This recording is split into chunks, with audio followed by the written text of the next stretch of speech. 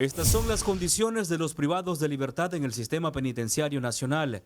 En las fotos se muestra a los procesados por terrorismo y otros delitos comunes recibiendo atención médica, visitas de sus familiares, portando uniformes nuevos y en condiciones dignas dentro del penal. Son las contundentes pruebas que sepultan las mentiras de organismos de derechos humanos y medios de comunicación sobre la situación de los implicados en actos terroristas y golpe de Estado.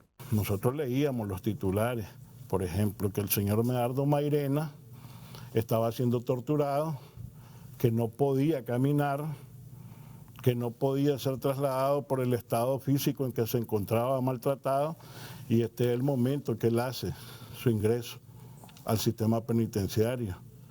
Y están los médicos. Podemos hacer un acercamiento. Están los médicos revisándolo, ¿verdad? A ellos, tomándole sus datos generales, y en ese momento el preso o la presa dice qué persona él está interesado que le lleguen a ver. Llegaron a verlo el 26 de julio, a la visita de agosto, el 27 no se presentaron. No se presentaron. No se presentaron, y ahorita les toca visita el 25 de septiembre. Al señor Mairena, a Medardo, le han llevado paquetes de esa naturaleza el 21 de agosto, el 28 de agosto, el 6 de septiembre. Se los ha llevado su hermano José Alfredo Mairena Sequeira. Pero si usted lee, escucha las noticias, los medios de comunicación dicen que tienen tantos meses de no verlo, de no saberlos de él. Inclusive su abogado está diciendo, nosotros le hemos respondido a un escrito que hizo el abogado, señores, y se les mandó la programación de visita. Aquí está la programación hasta diciembre. Él tiene visita el 25 de septiembre, el 29 de octubre, el 30 de noviembre y el 27 de diciembre. Ya tienen la programación anual.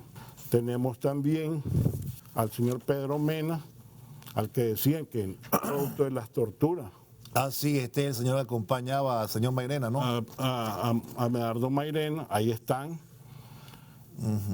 Una foto dice más que 1000 palabras. Aquí está, por ejemplo, Tomás Maldonado y Carlos Brenes Sánchez, que decían que estaban siendo torturados, que no podían caminar, que su estado de salud era deplorable. Aquí están haciéndole todo el ingreso, hay todo un mecanismo para ingresar. No es asunto de que ya llega, abrimos una celda, los metemos y ya estuvo. No, se llena todo. Una serie de documentación, cómo están sus signos vitales. Aquí tienen los pases de paquete para Tomás Maldonado y Carlos Brenes Sánchez. Ahí tienen las visitas que le están haciendo los familiares, los que muchos dicen, los que muchas personas de estos organismos de derechos humanos hablan de que están aislados. Aquí están bien los familiares de Edwin Carcache, que decían que estaba aislado, que no lo miraban desde hace tanto tiempo, que no sabían cómo estaba. Ahí están revisando, porque se tiene que requisar qué es lo que va en un paquete. Ahí lo está visitando su esposa, su papá, su abuelita. Y ustedes pueden ver en esta gráfica cuál es el estado de salud de Carcache, retirando su paquete con productos alimenticios y productos de primera necesidad. Ahí está. Esta visita la realizaron el 14 de septiembre.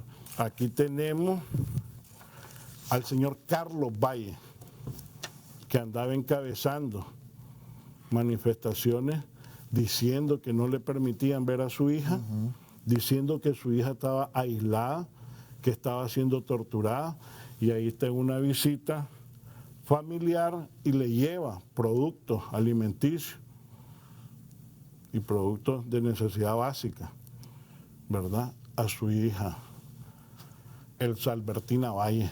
Ahí está con la familia visitando a su hija. Ahí están las mujeres presas jugando fútbol, recibiendo sol, a las 2 horas que tienen derecho. Aquí están jugando, ¿no? Sí. Actividades deportivas, sí. Ahí están. ¿Y quiénes están? En ese juego estaba Irlanda Jerez, Irma Yuri Clea Valerio, Elizabeth Centeno, Albertina Valle, Elsa Albertina, Yolanda del Socorro Sánchez Moraga y las hermanas Sánchez Moraga, María Marelí Roque Ordóñez, María Edilia Peralta Cerrato. Ahí están.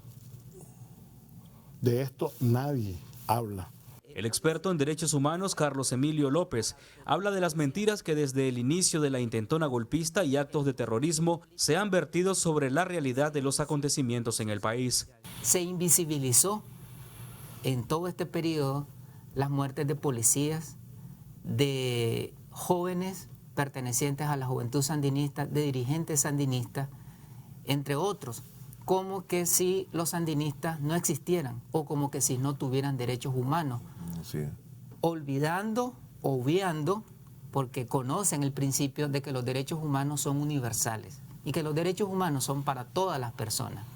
Entonces se mintió sistemáticamente alrededor de las muertes.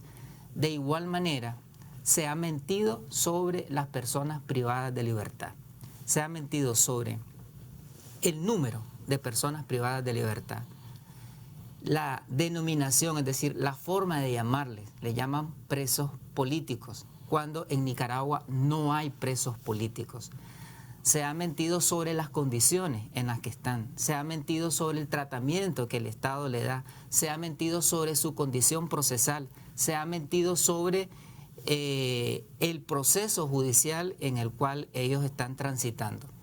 Sobre la forma de llamarles presos políticos, un preso político es una persona que es privada de libertad por expresar una opinión política, por hacer política desde un punto de vista pacífico y cívico. Eso es un preso político. No existe en Nicaragua. En Estados Unidos hay presos políticos.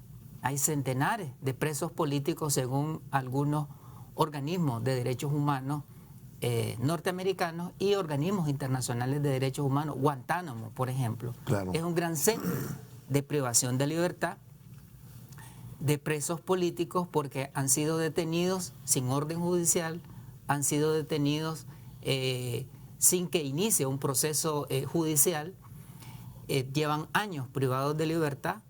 Y hay presos políticos también, según organismos de derechos humanos, en varias penitenciarías en los Estados Unidos. Aquí lo que tenemos es personas privadas de libertad por delincuencia común, porque han violentado la legislación nicaragüense, han violentado el Código Penal, porque han cometido hechos que claramente están definidos como ilícitos, como el terrorismo, como asesinatos, posesión ilegal de armas, incendios, destrucción a la propiedad pública, destrucción a la propiedad privada. El viceministro de Gobernación presentó la lista oficial del Estado de Nicaragua sobre los privados de libertad procesados por terrorismo y otros delitos graves como asesinatos, torturas, violaciones, secuestro, destrucción de propiedad pública y privada, entre otros delitos durante la intentona golpista en Nicaragua. En Tipitapa y en cárceles de mujeres es de 184 varones y 17 mujeres para 204 presos y presas. De estos, 6 varones ya están condenados, una mujer ya está condenada y el resto para un total de 7 condenados y 197 acusados. Todos están a la orden de autoridad judicial competente. No hay ningún preso de manera ilegal. Nuestro gobierno, presidido por el comandante Daniel, la compañera Rosario, tiene una política de derechos humanos. Los derechos humanos es la columna vertebral de todas las políticas públicas de este gobierno. En el campo de juventud, niñez, mujeres, campesinos, personas con discapacidad, pueblos originarios y afrodescendientes, y las personas privadas de libertad no es la excepción, cumpliendo así el principio y el derecho a la no discriminación. Hoy, en estos 11 años, tenemos una política de Estado, lo ha descrito al detalle el viceministro Cañas, una política de Estado de respeto a los derechos humanos de las personas privadas de libertad al haber cambiado la infraestructura. En las fotografías podemos ver espacios dignos, limpios, ropa nueva, adecuada, colchonetas, pequeñas camas, ¿verdad? Dignas. Sí, los espacios se ¿verdad? miran limpios. Los Sí, espacios pues, ni dignos, siquiera- en aquella época la gente dormía en el suelo, en planchetas de cemento, semidesnudos, descalzos.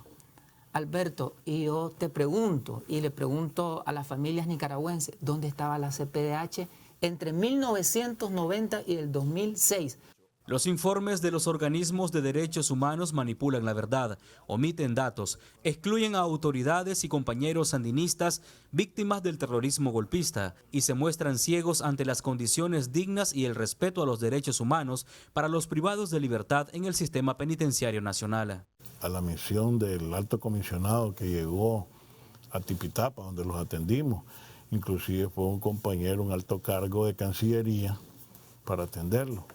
Y recuerdo que le preparamos un dossier con todos estos recursos que aquí presentamos, con fotografías, con esto, todo lo demás. Y recuerdo que en una carátula le pusimos como título "La verdad os hará libre". Pusimos el versículo de la Biblia, ¿verdad? Ellos no le pusieron atención a eso. Y de entradita estaban remarcando que Medardo Mairena era una desaparición forzada. Le dijimos, no puede ser así porque la Policía Nacional, que es una institución de nuestro gobierno, dio a conocer en una comunicación oficial que fue detenido, que esto, que lo otro. Y la Corte Suprema ya tiene en su página web, ¿verdad?, la comunicación al respecto, le digo, dando también a conocerle.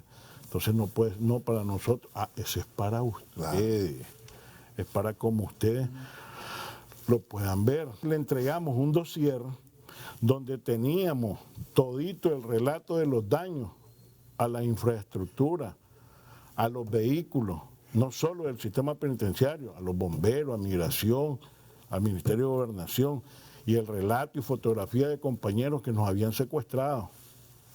Hasta el sol de hoy, como se dice, en nuestra habla popular, no conocemos una respuesta al respecto. Estados Unidos y Canadá son los únicos dos países en las Américas que no han firmado la Convención Americana de Derechos Humanos. Este Tratado Regional de Derechos Humanos crea el sistema de protección para las Américas, crea la Comisión Interamericana de Derechos Humanos y la Corte Interamericana de Derechos Humanos. Estos dos países del norte, como decía, no la han suscrito, por lo tanto, no se someten, no se supeditan ni aceptan la jurisdicción ni de la Comisión ni de la Corte Interamericana de Derechos Humanos. Por lo tanto, esos organismos no pueden hacer investigaciones, no pueden hacer visitas in situ, no pueden hacer informes resolutivos, no pueden emitir ninguna condena contra Estados Unidos por violentar derechos humanos. Sin embargo, Estados Unidos financia entre el 80 y el 90% de la CID. O sea, quien paga la planilla de la CID es el gobierno de los Estados Unidos. Quien financia su logística, sus gastos administrativos, sus gastos de representación, sus estadías en los hoteles, etc. La CID solamente realiza informes de condena a los derechos humanos en países y gobiernos progresistas, revolucionarios y con un sentido de compromiso popular. En los gobiernos que tienen una política supeditada al gobierno de los Estados Unidos guardan silencio. Hace poco Almagro visitó Costa Rica en medio de la crisis en la que está, y lo que hizo fue felicitar al gobierno de Costa Rica en medio de una situación de protesta popular en donde trabajadores, estudiantes consideran que ese paquete fiscal va a violentar masivamente derechos económicos y sociales. Sin embargo, no dijo nada. Nicaragua tiene los índices más bajos en retardación de justicia en la región y la más moderna infraestructura carcelaria para dignificar la vida de los privados de libertad, explicaron las autoridades. Juan Cortés, Multinoticias.